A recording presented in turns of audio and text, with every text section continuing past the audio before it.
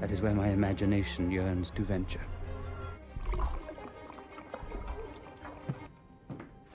Herman Melville.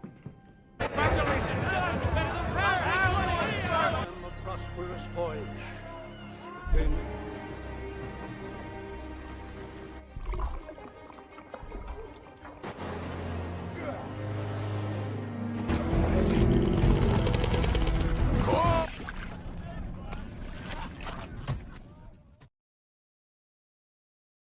Kali ini saya akan menceritakan film yang berjudul In the Heart of the Sea.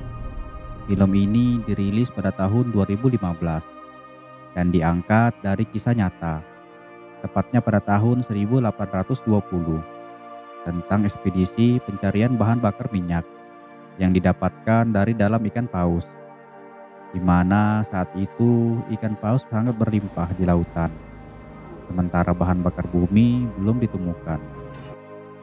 Oke, langsung saja kita bahas film berikut ini.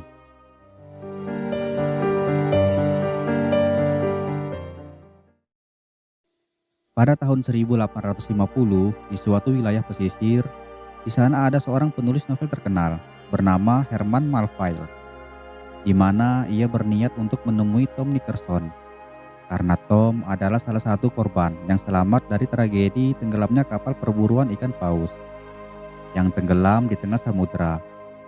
Herman meminta agar Tom menceritakan pengalamannya selama tragedi itu. Awalnya Tom menolak untuk menceritakannya, karena tragedi itu adalah pengalaman yang paling memilukan yang pernah ia alami. Namun, karena bujukan sang istri, ia pun bersedia untuk menceritakannya dengan terperinci.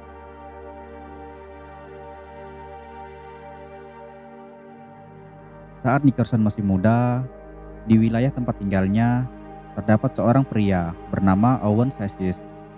Ia merupakan pria yang sangat ahli dalam perburuan ikan paus, sehingga membuat namanya terkenal di kalangan para pemburu ikan paus, walaupun ia berasal dari kalangan masyarakat biasa.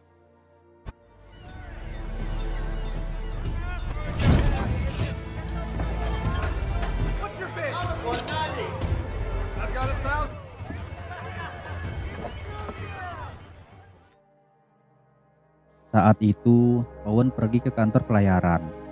Di sana ia diminta untuk memimpin ekspedisi perburuan ikan paus yang menggunakan kapal yang bernama Escape. Awalnya Owen mengira ia akan dijadikan kapten di kapal itu. Tetapi orang kaya itu hanya memberikan jabatan perwira 1 kepada Owen. Para bangsawan itu lebih memilih seseorang yang bernama George Pollard yang memiliki gelar bangsawan.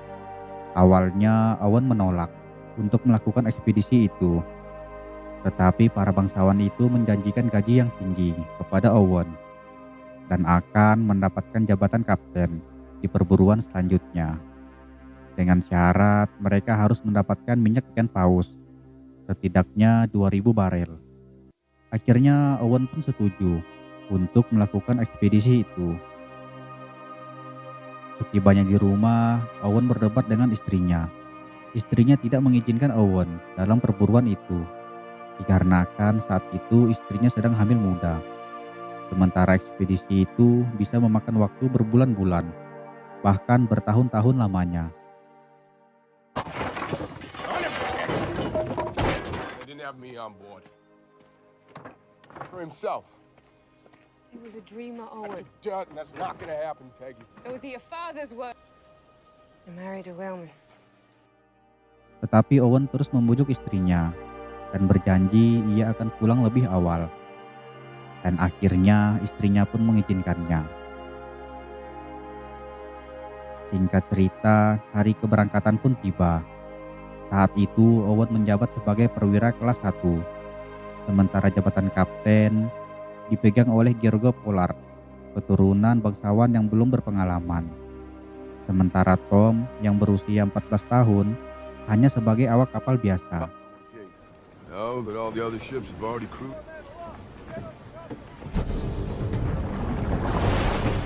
Mr. Chase, haul short the anchor. Yank to the windlass, top. Akhirnya kapal mereka berangkat menuju ke tengah samudera. Di atas kapal, Kapten Polar merasa kesal dikarenakan wibawa kepemimpinan lebih terlihat pada Owen.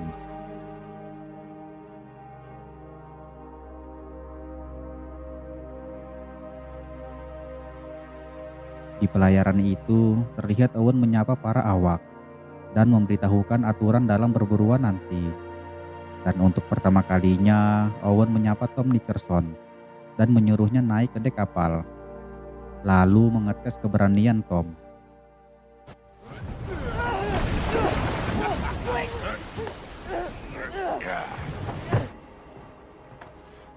Well, Singkat cerita, beberapa hari pun telah berlalu. Terlihat kesibukan para awak dalam mengoperasikan kapal layar itu. Kemudian dari kejauhan, terlihat awan badai yang sangat gelap. Bukannya menghindar, Kapten Polar justru memerintahkan Owen untuk menambah kecepatan dan menerjang badai tersebut.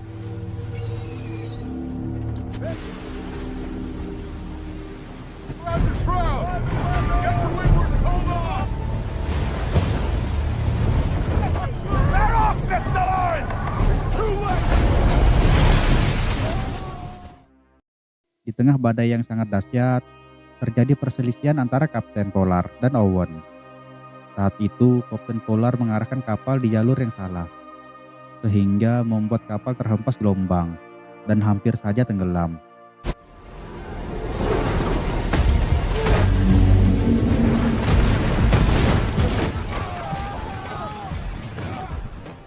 Beruntung, Owen dan para awak yang lebih berpengalaman berhasil menstabilkan kapal.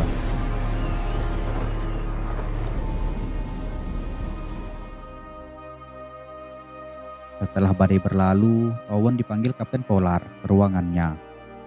Kapten Polar memerintahkan Owen untuk memberitahu para awak bahwa kapal akan kembali ke dermaga besok pagi untuk melakukan perbaikan. Kapten Polar juga mengancam Owen karena sudah berani menentang perintahnya dan akan melaporkan Owen setibanya di dermaga. Kapten Polar membela dirinya dengan dalih alasan ia menerjang badai itu hanya untuk mengetes mental para awak di lautan. Di situ, Kapten Polar juga sedikit merendahkan Owen dan mengatakan bahwa Owen tidak akan bisa menjadi kapten kapal karena ia hanyalah anak nelayan, bukan dari kalangan bangsawan. Namun, Owen tidak terpancing oleh provokasi Kapten Polar. Owen lalu meyakinkan Kapten Polar untuk melanjutkan perjalanan dan akan kembali secepatnya dengan membawa minyak ikan paus yang berlimpah. Dikarenakan posisi mereka saat ini sudah dekat dengan tujuan mereka, yaitu sarang para kawanan paus. Akhirnya Kapten Polar pun setuju untuk melanjutkan perjalanan ini. Singkat cerita, akhirnya mereka berhasil menemukan rombongan ikan paus. Melihat itu, Owen dan para awak mulai mempersiapkan perburuannya.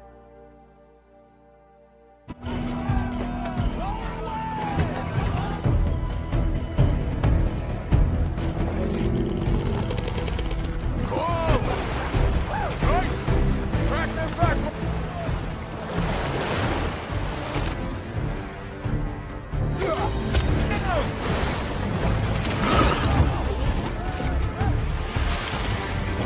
My left side!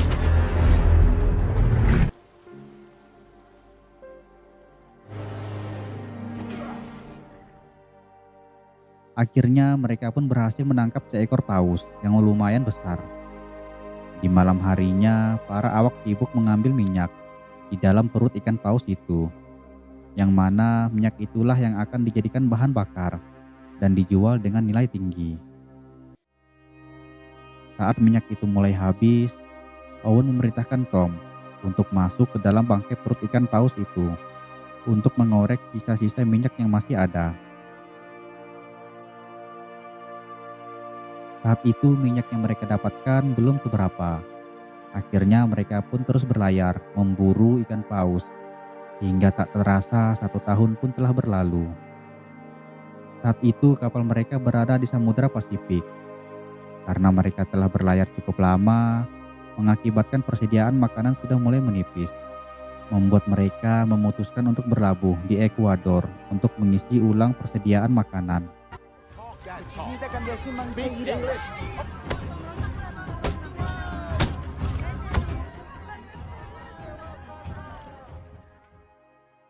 Di sana, mereka bertemu dengan sesama pemburu paus asal Spanyol. Pelaut asal Spanyol itu kemudian memberitahu di mana lokasi ratusan bahkan ribuan paus berkumpul. Namun dia juga mengatakan bahwa siapa saja yang datang ke tempat itu tidak akan pulang dengan selamat. Karena perairan itu dijaga oleh seekor paus raksasa. Kapten Polar tidak memperdulikan perkataan pelaut Spanyol itu dan memutuskan untuk pergi ke tempat itu yang berada di tengah-tengah Samudra Pasifik.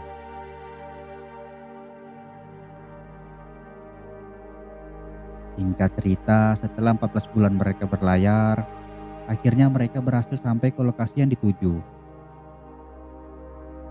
Di sana, mereka melihat tanda-tanda kemunculan kawanan paus yang sangat banyak. Melihat itu, Owen lalu memberitahukan awak kapal untuk segera menurunkan skoci. Perburuan pun dimulai.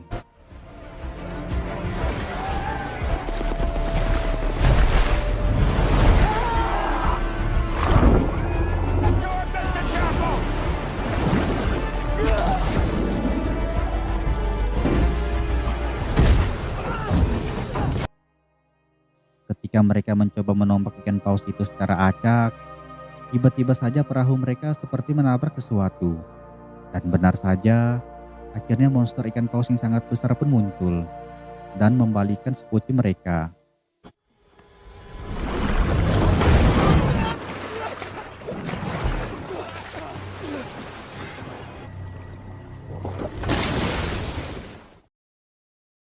Kemudian Owen dan yang lainnya berusaha kembali ke kapal dan memperbaiki skocinya.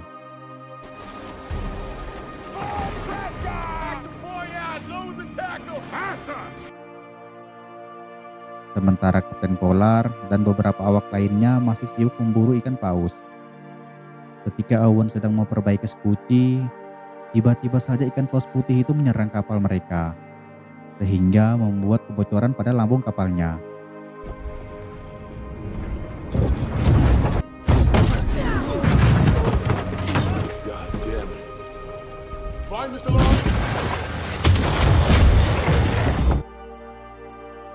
Paus itu terus-terusan menabrak kapal mereka dan membuat kerusakan semakin parah, hingga dapat dipastikan kapal itu tidak dapat diselamatkan lagi dan akan segera tenggelam. Bahkan minyak yang sudah mereka kumpulkan sebelumnya ikut tumpah dan membakar seluruh badan kapal. Untungnya mereka masih bisa selamat, tetapi di sisi lain mereka tepat berada di tengah-tengah samudera yang sangat luas dan berada ribuan kilometer dari daratan. Mereka hanya menggunakan kompas sederhana dan arah matahari untuk menentukan posisi.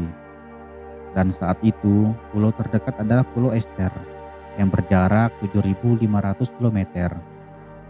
Tetapi karena saat itu mereka tidak mendapati angin barat untuk sampai ke pulau itu, sehingga membuat perahu mereka hanya diam di tempat. Di malam harinya, badai pun menerpa mereka dan membuat penderitaan mereka menjadi tambah parah.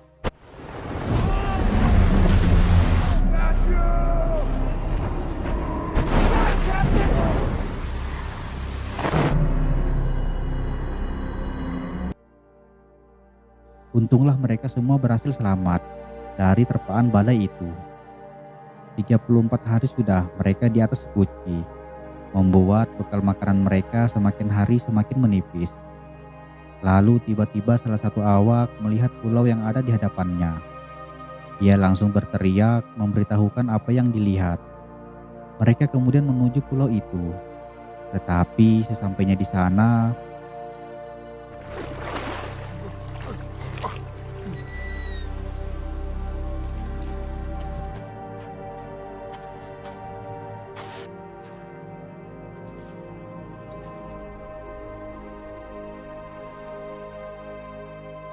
Owen mendapati banyak sekali tulang belulang manusia di dalam gua, menandakan bahwa sudah banyak para pelaut yang mati terdampar dan mengharapkan kapal yang tak kunjung datang. Mereka pun memutuskan untuk memperbaiki skoci dan membawa perbekalan seadanya kemudian pergi dari pulau itu. Salah satu awak yang sakit terlihat pasrah. Ia memilih untuk tetap tinggal di pulau itu sampai ajal menjemputnya.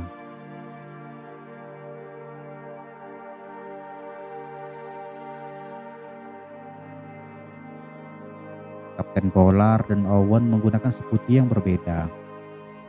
Namun di tengah laut, tiba-tiba sekoci Kapten Polar dan Owen saling menjauh karena terbawa arus masing-masing. Kemudian Owen mendapati salah satu krunya meninggal. Melihat itu, kru yang lainnya pun berniat untuk melemparkan jasad tersebut ke lautan. Tetapi Owen mencegahnya dan mengatakan kalau pelaut tidak akan membuang apapun yang dapat menyelamatkannya. Mendengar itu, para awak pun hanya bisa pasrah, dikarenakan mereka sudah berhari-hari tidak makan dan membuat tubuh mereka semakin lemas. Akhirnya mereka memutuskan mengeluarkan organ tubuhnya dan hanya memakan organ dalamnya, lalu membuang jasadnya ke lautan. Sementara itu, di skoci Kapten Polar, mereka mengundi siapa yang terpilih harus rela berkorban agar temannya yang lainnya dapat bertahan hidup. Namun saat itu yang terpilih adalah Kapten Polar sendiri. Lalu Kapten Polar mengambil pistolnya dan memerintahkan anak buahnya agar menembaknya.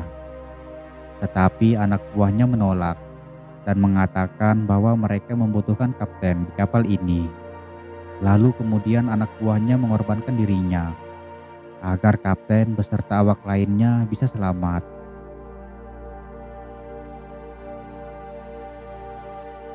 Berhari-hari sudah mereka lalui, namun tanpa sengaja, skoci Kapten Polar dan Owen pun bertemu kembali.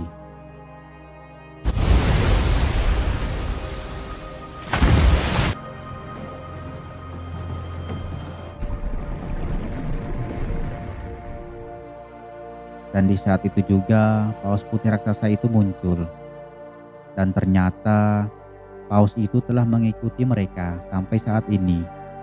Owen bangkit dengan sisa-sisa tenaganya, berniat untuk menombak paus itu untuk kedua kalinya.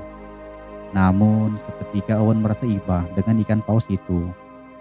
Owen berkata dalam dirinya, itu hanyalah seekor ikan. Kemudian ia melihat tombak pertamanya masih tertancap di kepala ikan itu. Ia merasa mungkin karena ia menyakiti hewan itu, sehingga ia dan para awaknya mengalami nasib yang sangat tragis.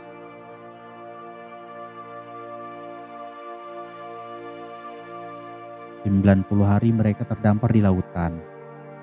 Akhirnya sebuah kapal melintas tak sengaja menemukan mereka. Dan mereka pun diselamatkan, lalu diantar pulang.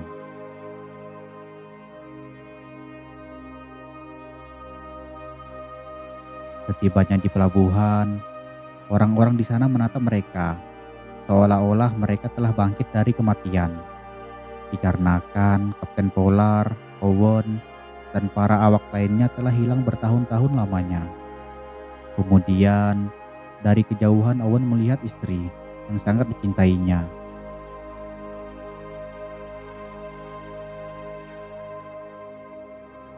Terlihat pula seorang gadis kecil menatap ayahnya dengan keheranan.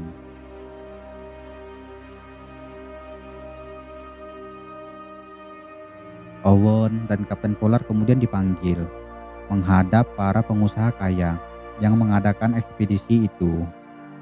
Para pengusaha itu meminta agar mereka merahasiakan kejadian sebenarnya karena khawatir para investor akan kabur, dikarenakan mengetahui bahwa seekor ikan paus dapat menenggelamkan kapal dan akan menyuap mereka berdua dengan uang yang sangat banyak. Tetapi Owen menolaknya, dikarenakan ia tak ingin para pelaut mengalami nasib yang sama yang sudah ia alami. Di luar, Owen bertemu dengan Tom. Lalu Tom mengucapkan salam perpisahan, dikarenakan ia akan pergi dari kota itu.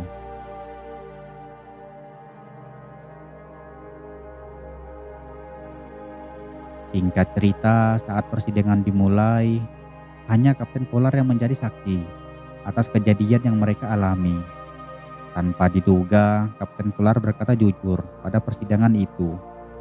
Ia menceritakan semua kejadian yang dialaminya bersama dengan Owen dan para awak kapal lainnya, dan membuat para pemirsa dan pengusaha sangat kecewa.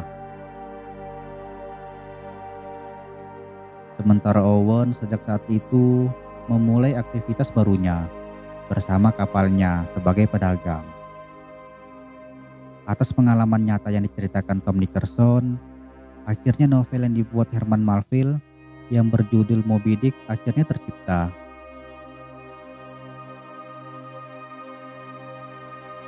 Dan 1 tahun setelahnya, novel itu diterbitkan pada tahun 1851 dan menjadi salah satu karya novel yang paling fenomenal zamannya. Dan film pun berakhir.